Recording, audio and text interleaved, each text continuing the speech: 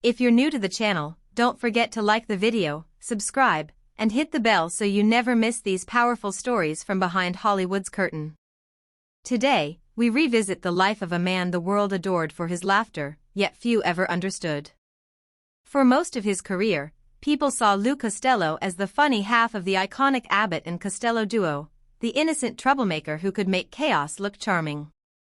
But behind the spotlight and all the roaring applause existed a version of Lou that the public never got to see. A quiet, tender man who carried heartbreak that comedy could never quite erase. Long before he became a legend, Lou grew up in Paterson, New Jersey, born on March 6, 1906. Friends remembered him as a lively kid with a natural gift for humor.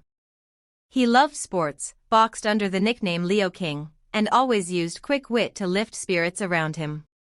No one knew then that this small-town boy would one day change American comedy forever. Everything shifted in the early 1930s when Lou met Bud Abbott. Their personalities clashed in the best possible way. Lou's frantic energy balanced perfectly with Bud's calm, straight-man routine. From the moment they shared a stage, audiences were spellbound. They toured the vaudeville circuit, shaping routines with almost surgical precision, always chasing the perfect laugh. Their rise exploded when they stepped into radio in 1940. Within months, America couldn't get enough of them. Hollywood noticed too, and soon Lou and Bud were starring in films like Buck Privates and Hold That Ghost, cementing their place in history. Their timeless Who's On First routine became a national treasure, so iconic it eventually landed in the Baseball Hall of Fame. But if fans believed Lou was the whirlwind they watched on screen, they were mistaken. Away from cameras, he was gentle, soft-spoken, and intensely devoted to his family. His daughter Chris would later say that the moment he walked through the front door, the comedian disappeared. At home, he craved peace, quiet dinners, evenings with a newspaper, and time with his wife and their children.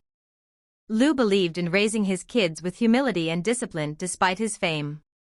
Chris often remembered her father reminding them to show respect, finish their chores, and stay grounded. He never wanted success to spoil the people he loved most. Even with his busy schedule, he worked hard to be present. He even moved his mother across the country so he could take care of her himself. But life has a cruel way of striking those who least deserve it.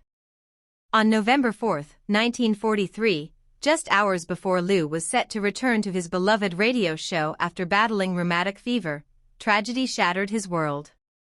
His one-year-old son, Lou Jr., accidentally got out of his playpen and wandered into the family pool.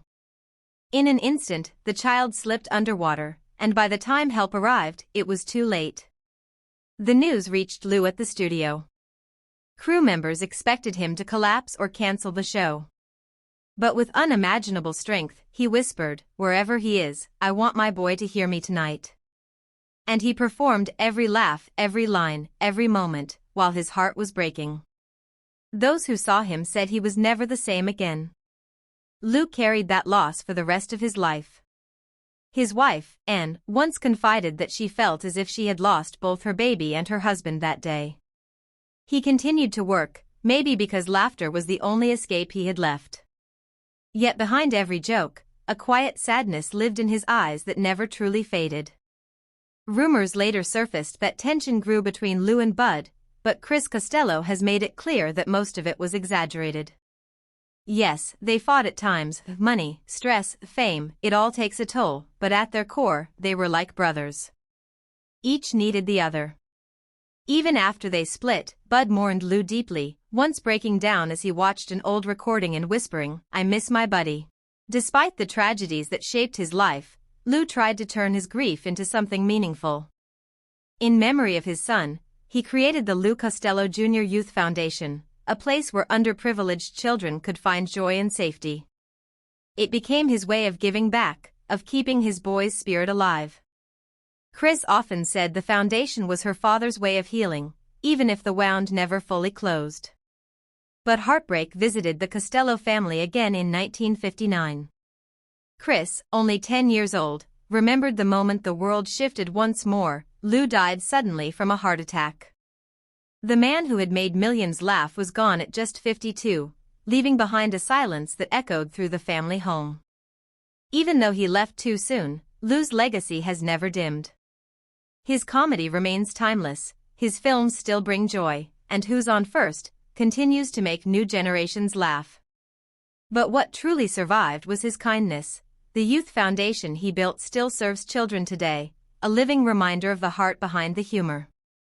Chris has spent her life telling the world about the father she knew, the gentleman who read bedtime stories, who showed up for school plays, who carried love and grief in equal measure. She made sure her children understood that Lou Costello wasn't just a legend, but a man who loved deeply and gave generously. And now, as people rediscover his work through old clips and restored recordings, Lou lives on in every smile he creates. His story isn't just about comedy, it's about endurance, love, loss, and the unspoken battles people fight behind the scenes. His laughter survived, even when life tried to silence it. If Lou's journey touched your heart, tell us what moment resonated with you most. And don't forget, like, subscribe, and stay with us as we continue sharing the untold stories of Hollywood's most unforgettable souls.